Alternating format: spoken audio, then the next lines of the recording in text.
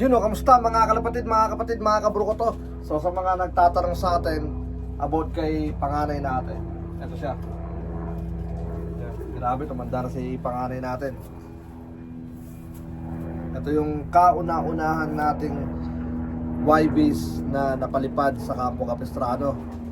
Pinakaunang-unang Rumonda. Grabe utang na ito nung ano pa siya, nung young bird pa siya, nasiyak-siyak pa siya nun. Tapos tinatos natin, grabe. Napakataas pang lumipad.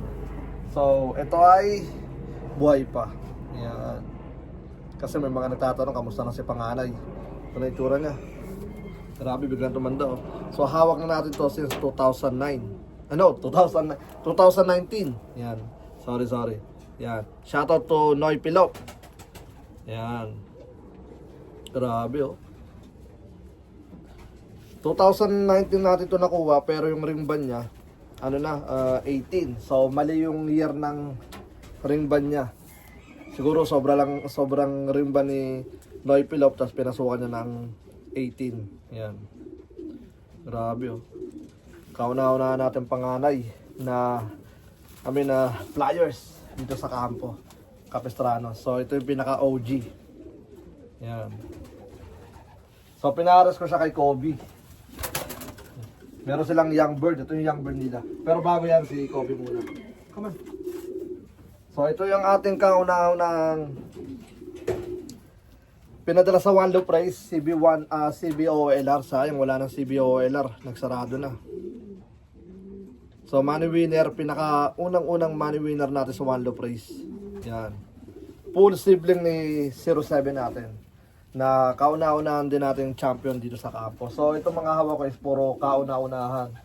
So pinaras ko siya kay panganay, kasi never ko pang nailaro si panganay sa One Low Price. Pero si panganay naglabas na siya ng money winner sa OCC 2023. Ano siya, 6th place, tapos 6 overall, tapos 2 beses pang hindi nakasakay ng race kasi binulutong. Tapos nung sinubukan ni Jai, shoutout kay Jai Lop na sinubukan niya isakay kahit may bulutong sa mata, grabe. Kauna-una ang ibon na umuwi sa loob niya. Tapos isipin niyo, nag 6 overall pa. Isipin niyo, yung 2 beses hindi na isakay pero naka 6 overall pa yung anak ni panganay. Yan. You know? Tapos ito, come on. Ito yung young bird nila. Pero laki na rin oh. Lapit na rin tong iwalay. Yan, ipapadala natin sa One Low Price kasi never pa tayo nagpadala ng lahi ni panganay sa One Low Price. Pero syempre, pinarisan ko siya ng consistent din drop ng money winner na natin sa One Low Price. Yan oh, ito siguro yung hen. Grabe yung cock. Brutal yung cock, kaya ganda, nagaganda na ako sa cock.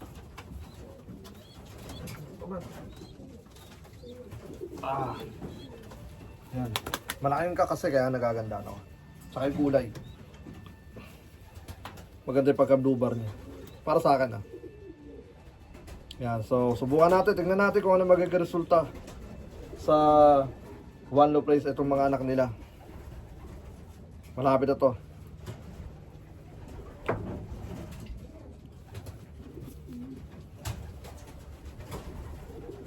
Alright, so tingnan natin kung anong magiging resulta sa anak ni panganay. And then check natin si sa naghahanap kay 07, tara. Okay, so kay panganay yan, mayroon siyang young bird. Bali second clutch niya. Yung una niyang clutch ay isa lang nabuhay. So pinasa ko, tapos ito pangalawa, dalawa na yata nabuhay na. Tingnan natin. Yep, dalawa na. So plano natin dyan, pag nasingsingan na, ipapasa ko na doon sa may mga yaya natin. Kasi hindi sila sabay-sabay na nagitlugan. So ginawa ko, pinapisa ko sa mga kanya-kanyang magulang.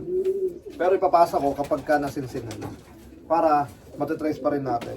Ito na si panganay natin, ang kauna-unahang nag-champion dito. Yan. Grabe oh. Ganda pa rin ni panganay natin. Ay, panganay ni 07. Yan, kauna-unahan. Bali, ang pinakamaganda, mag-nestmate sila. Yung isa, third overall. Tapos ito, first place sa final race. Final lap. 361 miles, 16 minutes, behind yung second place. Yan. Tapos, producer na rin. Naglabas na rin ng mga money winner sa Martinez Classic. Yan, naglabas na rin siya 2 times money winner doon. Tapos yung lahi na ito nila 07 Dugumbugaw, tinatawag ko, proven na rin sa 400 miles. May nag-money winner na rin tayo sa 400 miles sa Texas Dash Cash. Yan, 2022 yata yun o 2023. Yan. So ngayon, naka-breed. Ipinaras ko kay Gold Mexico. Yan. Ito yung kaparas niya. Iba yung kaparas ngayon na 07.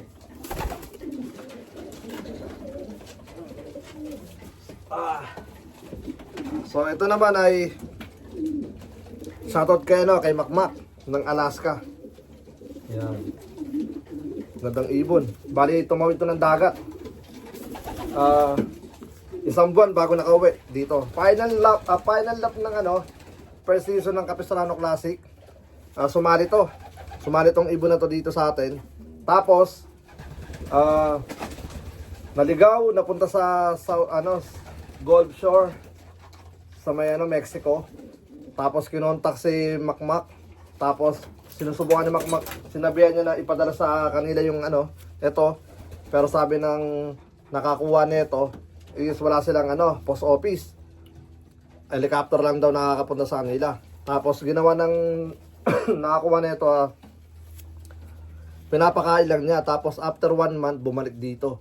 Tapos sabi ko kay kay Makmak na yung ibon niya nandito ulit. Bumalik. Kunin niya. Then sabi niya okay daw. So nirecover ko. Tapos after ng mga ilang days sabi niya hindi na daw niya ako kunin. So sabi ko subukan ko kasi may talino yung ibon.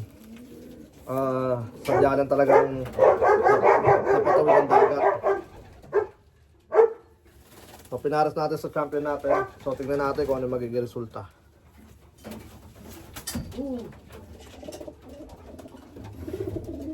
Alright, so sino pa ba? Ayun ang OG natin dito, si 07, si Panganay, si Kobe, si Anina. Yung natin, first place din natin ng ng Plymouth. Siya, first equal money. 8 seconds sa first place. Magkakasama sila sa first drop. Ay, naglilimlim. Pabayaan ko na muna. Hindi, okay lang. Come on. Yun.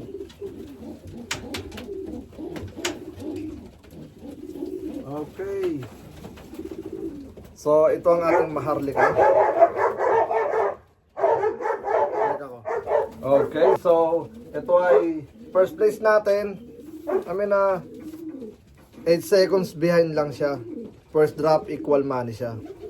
Sa Plymouth, mga matataas na bundok sa Utah. And then ito yung parang titan ng natin ng mga winner din natin na nag Texas Dash Cash first place 2022, tapos 10 overall yung sa Blue Bucket. So pinaras ko siya sa pinaka dugumbugaw natin. So tignan natin kung ano yung magiging resulta. Yan. So ito rin to, pulling winner din to. Ilang beses.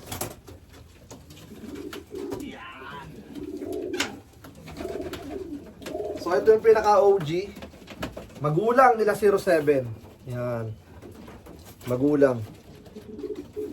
Tsaka ni Kobe. Ito yung pinaka-ugat ng mga producer natin. So dalawang lahi meron tayo rito. Tinatawag ko silang Dugumbugaw tapos Maharlika. Tapos naglabas ng dugong Maharlika. Kaya siya naging dugong Maharlika kasi pinagsanib ko ng dalawang dugo. Mas gumanda yung nagresulta. And then ito nga, sa awa ng Diyos, di pa tayo nasa zero sa buong taon na buong season simula ng 2020, 2021, 2022, 2023, tsaka 2024, di pa tayo nasisiro sa mga one loaf race. So hopefully ito mas maganda yung maging resulta ngayong taon, 2025. Alright. So, yeah, tingnan natin. Ito yung mga ano natin, young bird. Pakita ko sa inyo yung mga young bird natin. Ito yung mga papadala natin sa one loaf race. Kung sino na makuha. Ito, una nakuha natin. Blue check. Si 308. So, di ko lang sigurado kung kaninong anak to si 308. Pero, possible na dugong, ano to, dugong Maharlika.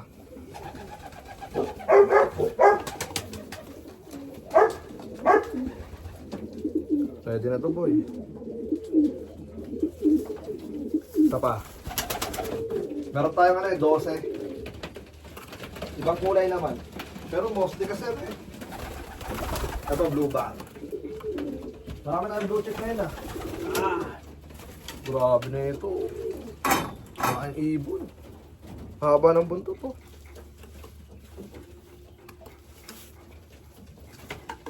Yan, pogi.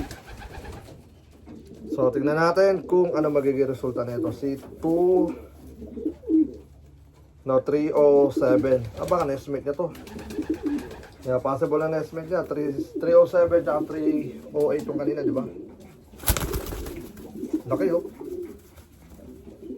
Yan. So, kung gusto nyo maging maami mga ibon nyo, sanayin nyo silang dumapo sa, ano nyo, pag dito. Ito pa isa. Sa kamay nyo. Tsaka nakakabilib. Nakakabilib yung mga young bird natin ngayon kasi lahat sila gusto sa tuktok. Lumilipad na kaagad sa tuktok. Ito maganda, oh. Ito mukhang barako. Ito naman si 300. Ito ang anak ni 07. Yan, tsaka ni ano, ni Gulf Shore. Ni Gulf Shore, Mexico. Ito yung una nilang anak. Yan. First clutch, blue check ang nilabas na dark. Kasi dark nga si ano eh. Line dark si 07 eh. Ito yung pinaka-unang-unang nalaga ng singseng dito sa kampo. So, tingnan natin. Ayun, no? Sana ma-settle lang maayos tapos makarating ng final, yun lang. Alright, so yun na nga. Hanggang dito na lang. Peace out.